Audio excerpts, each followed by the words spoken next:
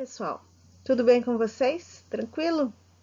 Estamos começando um novo ciclo, o ciclo 3 do segundo bimestre, e nesta semana estaremos estudando os vírus, capítulo BA02. Professora, mas é o mesmo capítulo da semana passada? Sim, esse capítulo ele trabalha 3 assuntos muito importantes. Não tem como nós revisarmos todos esses assuntos em uma semana apenas. Então, o capítulo está dividido em 3 partes. Semana passada, estudamos nomenclatura biológica. Esta semana, estaremos estudando os vírus. E na próxima semana, nós vamos finalizar o capítulo com o estudo das bactérias. Então, vamos começar o nosso estudo sobre os vírus. Características gerais. Os vírus, eles são organismos diminutos, são menores do que as bactérias. Eles não têm organização celular, são seres acelulares e têm um próprio metabolismo. O metabolismo deles é único. Eles são constituídos por uma cápsula proteica, que é chamada de capsídeo, envolvendo um material genético. Qual é o material genético? O material genético de vírus é DNA ou RNA. Os vírus não têm os 2 ácidos nucleicos ao mesmo tempo. Alguns têm envoltório membranoso em torno da cápsula, mais um envoltório ainda, tá? São chamados de encapsulados. Essa característica ela é de suma importância, por isso que ela está destacada em outra cor. São parasitas intracelulares obrigatórios. Eles reproduzem-se apenas dentro de células vivas. Os vírus não vivem muito tempo fora de uma célula viva, ok? Eles precisam de uma célula, eles precisam encontrar uma célula viva, porque é dentro da célula que eles irão se reproduzir. Eles são parasitas intracelulares obrigatórios, nunca se esqueça disso, ok? Vírus causam numerosas doenças, tais como a dengue, a gripe e a AIDS. Até hoje não se conhece nenhum vírus que traga algum benefício para o ambiente e para os seres vivos. Todos eles são parasitas intracelulares obrigatórios. Estão relacionados com certos tipos de câncer, como o do colo do útero. Alguns são usados no controle biológico de pragas e na terapia gênica, como veículo de introdução de genes em portadores de certas deficiências. Infecções provocadas por vírus não respondem ao tratamento com antibióticos, que são eficazes contra as bactérias. Tratar uma doença viral é muito complicado, né, porque não existe um remédio específico para cada tipo de vírus ou para cada doença acometida por um vírus, ok? Então, os remédios que são produzidos, né, eles tentam bloquear a reprodução viral, eles tentam impedir que o vírus entre numa célula, né? Dessa forma, o vírus acaba morrendo, porque ele precisa entrar dentro de uma célula, ele precisa da célula para se reproduzir, e dará mais tempo ao organismo para repor as suas energias, para melhorar o seu sistema imunológico e combater esse vírus. Muitas viroses, entretanto, são prevenidas com o uso de vacinas. Sim, as vacinas, elas são eficazes, né, para com as doenças virais. Temos aqui uma ilustração do bacteriófago. O bacteriófago é um vírus que ataca especificamente bactérias, somente bactérias, tá? Toda essa estrutura dele, né, da cabeça e da cauda, é formada por proteína. E dentro dessa estrutura nós temos o material genético, que no caso é o DNA. Vamos na sequência agora assistir um vídeo sobre a reprodução viral. Olá a todos, sejam bem-vindos mais uma vez ao canal Mais Biologia. Aqui quem fala é Roger Maia e nós vamos continuar os assuntos de vírus, mais especificamente sobre os ciclos virais, ciclo lítico e ciclo lisogênico. Fora de uma célula, os vírus não possuem nenhuma atividade, de forma que os vírus são comumente estudados dentro das células parasitadas. Os vírus podem possuir dois ciclos de vida dentro do seu hospedeiro, chamados de ciclo lítico e ciclo lisogênico. O ciclo lítico consiste na replicação do material genético e na síntese de proteínas virais dentro da célula hospedeira, utilizando a maquinaria da célula parasitada, ou seja, suas enzimas, ribossomos, nucleotídeos, RNA transportador, aminoácidos e o ATP, ou seja, usando toda essa maquinaria na formação de novas cópias virais. O ciclo lítico acarreta a escravização e a morte da célula hospedeira. Alguns vírus possuem apenas o ciclo lítico, por exemplo, diversos tipos de gripe e o vírus com mais estudos, que é o bacteriófago T4, por exemplo. As fases do ciclo lítico são ligação do vírus, penetração do material genético do vírus, síntese de ácidos nucleicos e de proteínas virais, montagem das cópias do vírus e liberação. A etapa de ligação é altamente específica. Os vírus só se ligam à célula parasitada correta. A partícula viral possui externamente uma ou mais proteínas que interagem com os receptores da célula hospedeira. A ligação do vírus à célula hospedeira promove alterações no vírus que culminarão na sua penetração. Para alguns vírus, apenas o material genético e algumas proteínas necessárias entrarão no interior da célula parasitada. Para outros vírus, o vírus inteiro, com seu capsídeo, entra na célula, e isso por endocitose. A multiplicação viral envolve a síntese de novos ácidos nucleicos e de proteína. Todo vírus deve ter uma etapa no seu ciclo, onde ocorre a produção do RNA mensageiro capaz de ser lido e produzir proteínas virais.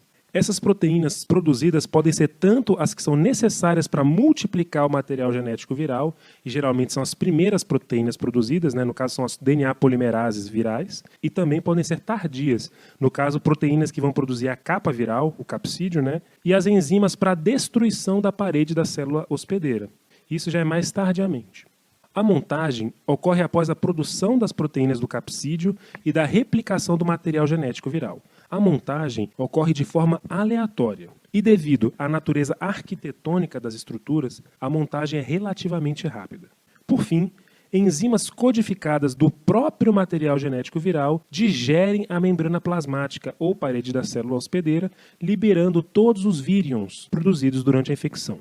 E esses vírions estarão disponíveis para atacar outras células assim que tiverem contato com elas. O ciclo lisogênico consiste na entrada do material genético viral dentro da célula hospedeira e na incorporação desse genoma viral ao genoma da célula hospedeira, de forma que, se a célula se replicar, o material genético viral também será replicado e será transferido para as células filhas. Esse estágio é assintomático, ou seja, não acarreta nenhum sintoma de infecção viral, nenhum sintoma de virulência.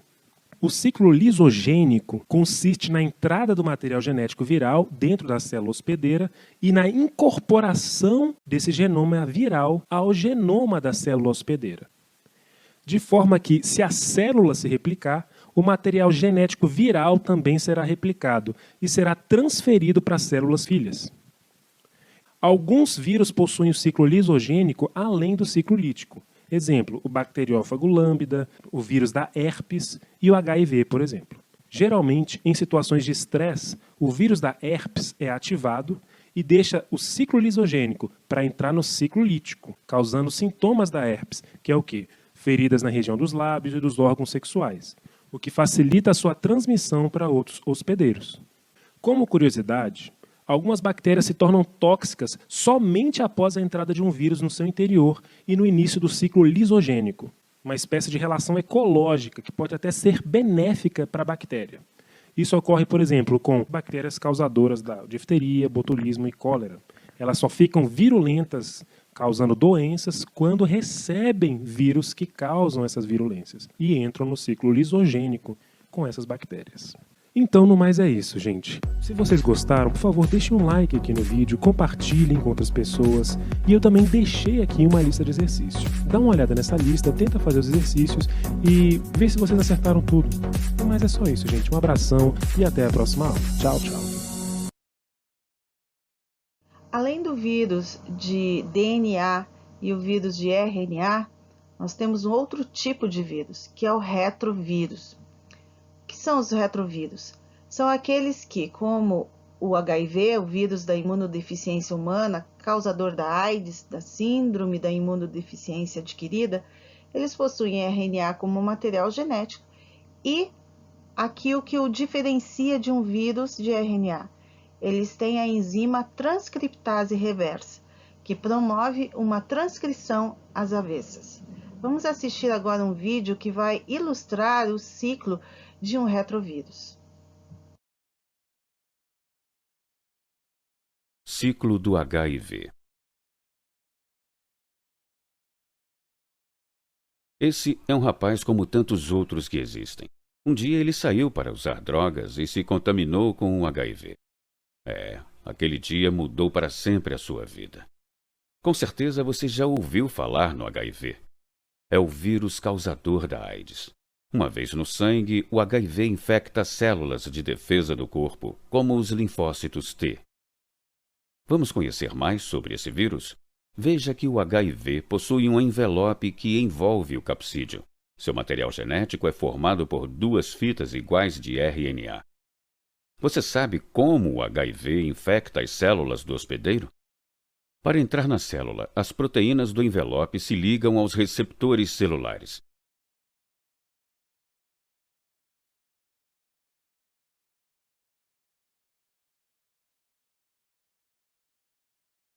Note que o envelope do vírus se funde com a membrana da célula, deixando o capsídeo entrar. Repare, o capsídeo se desfaz e o vírus libera o RNA. Veja que o vírus tem uma enzima chamada transcriptase reversa, que se liga ao RNA viral e produz DNA a partir dele.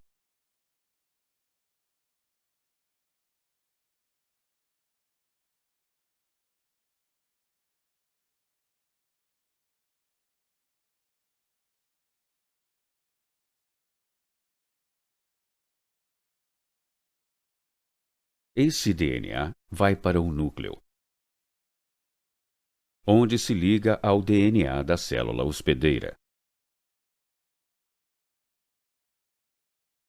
Isso é um problema. Afinal, passa a se comportar como se fosse um gene da própria célula. Assim, começa a produção de RNAs do vírus que são transportados para o citoplasma.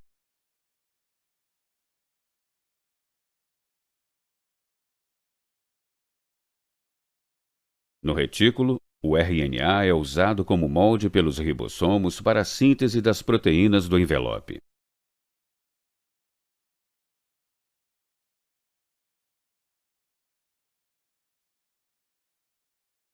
As proteínas passam do retículo endoplasmático para o complexo de Golgi, sendo transportadas por vesículas até a membrana celular.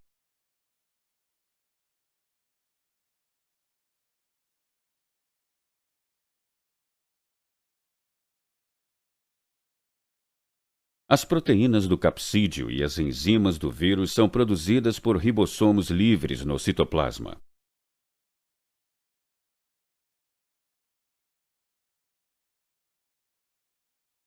Note que elas vão se acumulando na face interna da membrana celular juntamente com o RNA viral. Em seguida, começa o brotamento dos vírus. Assim, a partir de um único vírus, milhares de cópias são espalhadas em poucas semanas. Os linfócitos perdem sua função e acabam morrendo. E o doente perde suas defesas.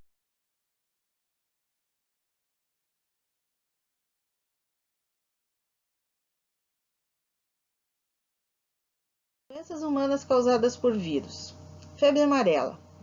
O vírus da febre amarela age no fígado, baço, rins, medula óssea e linfonodos, sistema imunológico da pessoa. A transmissão se dá pela picada do mosquito do gênero Aedes. É uma doença está relacionada a matas, a florestas, a regiões rurais, né? Suas manifestações: febre, icterícia, dor muscular, vômito, diarreia, hemorragia, insuficiência renal. Icterícia é uma cor amarelada, né, na pessoa, certo? Ela fica amarelada, o branquinho dos olhos, né? A esclerótica, ela fica amarelada também. Profilaxia. Então, a forma de se prevenir da febre amarela: combate ao mosquito e a vacinação. Vacinação é a melhor forma de prevenção da febre amarela. Hepatite A afeta o fígado.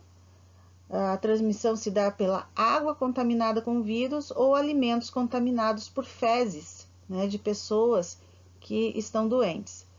Também é o contato direto. O contato direto é sempre por gotículas de saliva de uma pessoa doente. Okay? Se ela tosse, por beijo, como se fosse uma gripe ou resfriado, também é contato direto.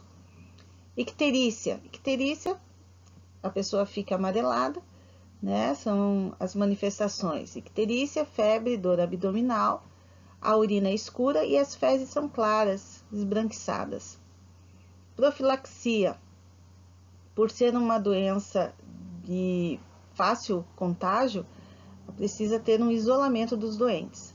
Saneamento básico também é muito importante, né? E existe hoje a vacina contra a hepatite A.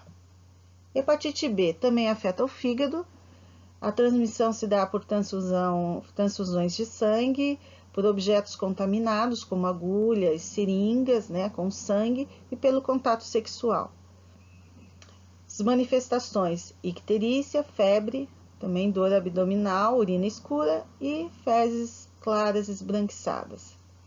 A profilaxia: hoje se tem já uma vacina contra a hepatite B, então a vacinação, né, cuidados com agulhas, seringas, análise de sangue, o sexo seguro, com proteção, né, e evitar a promiscuidade sexual, que é uma das formas de maior contágio da hepatite B.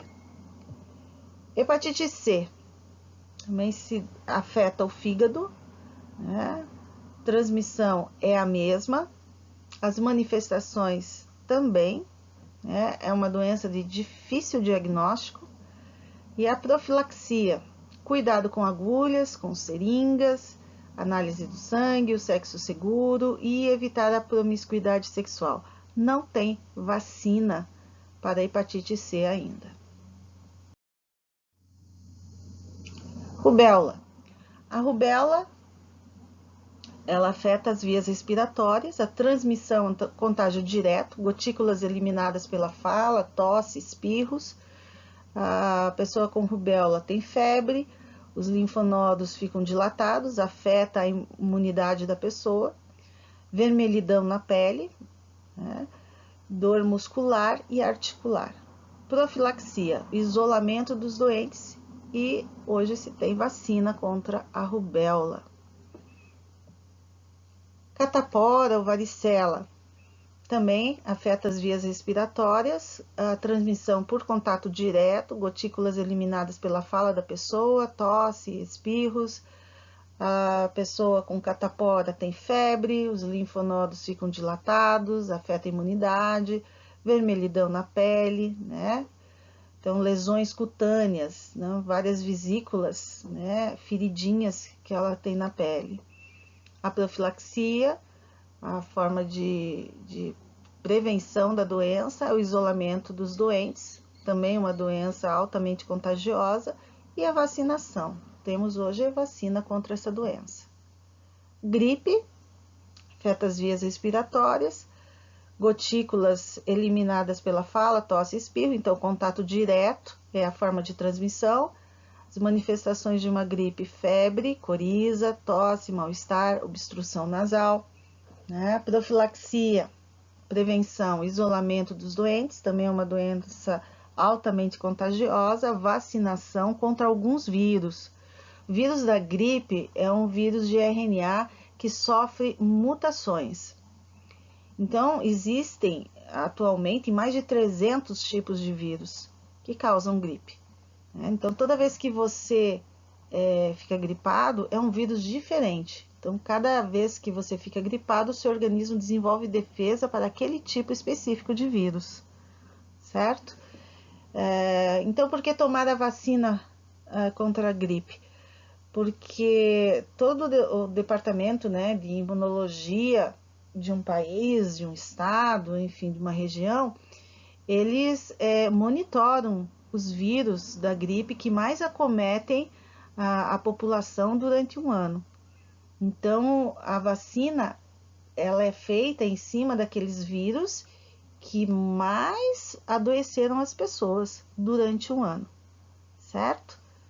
Então, são os vírus mais graves, assim, que a gente pode dizer. Então, por isso que todo ano também é uma vacina nova, é uma vacina diferente, por causa dessa mutação que o vírus sofre. AIDS. AIDS é uma doença que afeta o sistema imune das pessoas, né? Os linfócitos, especificamente os linfócitos T4, aqueles que vão avisar o organismo de que algo errado está acontecendo.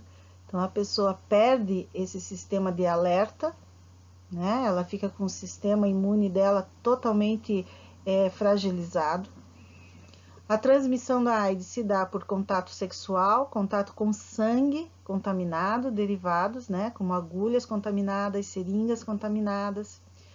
As manifestações.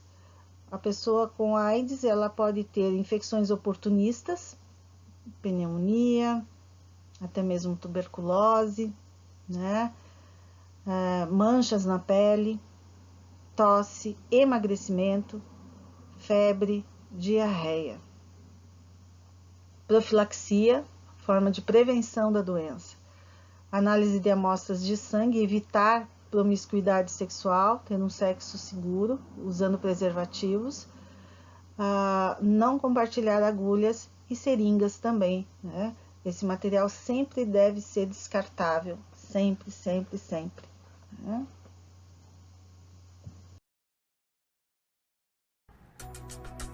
Temos hoje, circulando no Brasil, 3 epidemias: dengue, chikungunya e zika. Estes 3 vírus são originários da Ásia, e aqui no Brasil, eles encontraram um ambiente acolhedor e propício para sua propagação. O agente transmissor destes vírus é o mesmo, o Aedes aegypti. É um mosquito de hábito diurno, principalmente ao amanhecer e final da tarde. Mede até 1 centímetro. É preto com manchas brancas no corpo e nas pernas. Este mosquito é proveniente da África e é atualmente distribuído por quase todo o mundo. É caracteristicamente urbano e vive no interior ou a poucos metros das casas e domicílios urbanos, onde consegue reproduzir-se e pôr os seus ovos em pequenas quantidades de água limpa e parada. As 3 doenças têm um quadro clínico semelhante e um tempo de 3 a 5 dias de sintomatologia. No entanto, apresentam algumas diferenças. Vejamos quais são. Dengue. Para cada caso de dengue sintomática, temos pelo menos 3 ou 4 indivíduos que foram contaminados pelo vírus e não desenvolveram os sintomas. Após a picada, o vírus fica de 2 a 6 dias na circulação e cria os seguintes sintomas: febre alta, fadiga intensa, mal-estar, dor de cabeça na região atrás dos olhos, dores musculares fortes, dores nas juntas, perda de apetite, vermelhidão em determinadas áreas da pele, náuseas, vômitos e diarreias são mais raros. E, em alguns casos, sangramento de gengivas e no nariz após o 3º dia. Chikungunya. Este vírus só foi descoberto em 1952.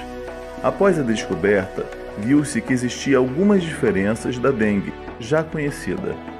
Constatou-se que 72 a 95% das pessoas picadas pelo mosquito desenvolvem os sintomas. Dentre os sintomas encontramos dores articulares e musculares, febre alta e calafrios, olhos avermelhados, manchas na pele. Mas o que domina o quadro são as dores articulares, que aparecem nos dois lados do corpo. 20 a 50% das pessoas infectadas pelo chikungunya têm dores articulares persistentes, mesmo após um ano do aparecimento dos sintomas. Zika. O vírus Zika foi descoberto em 1947 em macacos. No ser humano, os primeiros casos detectados foram em 1958. Desde então começaram a aparecer os primeiros casos deste vírus na África, no Egito, Uganda, Tanzânia, Costa do Marfim e Serra Leoa. No Brasil foram registrados os primeiros casos de Zika no Nordeste do país.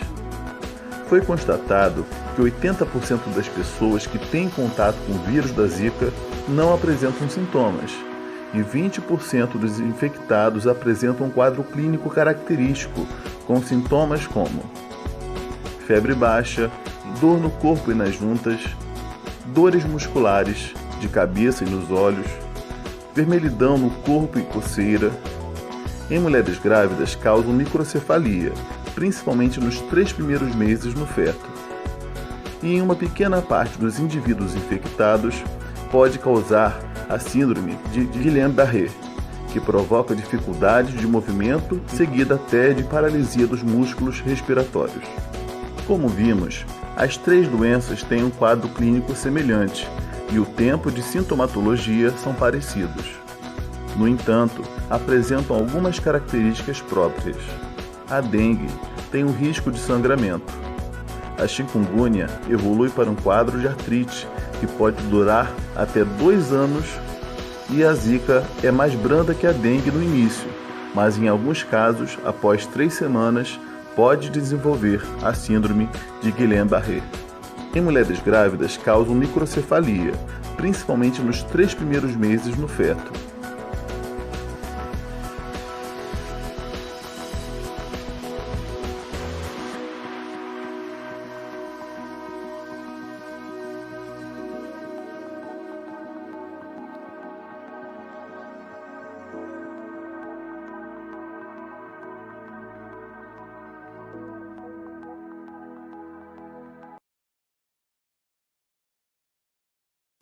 Chegou o verão. Muito sol, mar, praia, férias e muita diversão. Mas não podemos esquecer de um grande mal. É no verão que crescem exponencialmente os casos de dengue, zika e chikungunya. Devemos combater essas epidemias, mas para isso precisamos acabar com o vetor de transmissão dessas doenças. É o já mundialmente conhecido Aedes aegypti.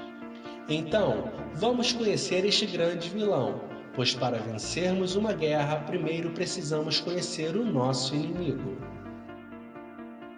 Os ovos do Aedes aegypti são bem pequenos, medem cerca de 4 milímetros e adquirem resistência ao ressecamento muito rápido.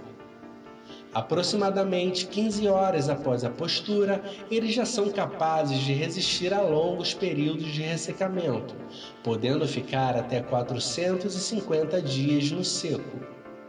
Do ovo à forma adulta, o ciclo de vida do Aedes aegypti varia de acordo com a temperatura, disponibilidade de alimentos e quantidade de larvas existentes no mesmo criadouro. Em condições ambientais favoráveis, após a eclosão do ovo, o desenvolvimento do mosquito até a forma adulta pode levar um período de 10 dias.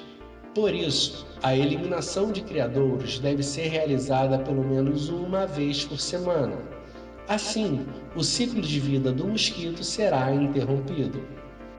Apenas a fêmea do mosquito se alimenta de sangue, pois ele é necessário para a produção dos ovos. Tanto o macho quanto a fêmea se alimentam de substâncias que contêm o açúcar, como néctar, seiva, entre outros. Mas como o macho não produz ovos, não necessita de sangue. Embora possam ocasionalmente se alimentar com sangue antes de copular, as fêmeas intensificam a voracidade após a fecundação, quando precisam ingerir grande quantidade de sangue para realizar o desenvolvimento completo dos ovos e maturação nos ovários. Normalmente, 3 dias após a ingestão de sangue, que é o que chamamos de ciclo gonotrófico, as fêmeas já estão aptas para desovar, passando então a procurar um local. Cada desova pode gerar, em média, de 100 a 150 ovos.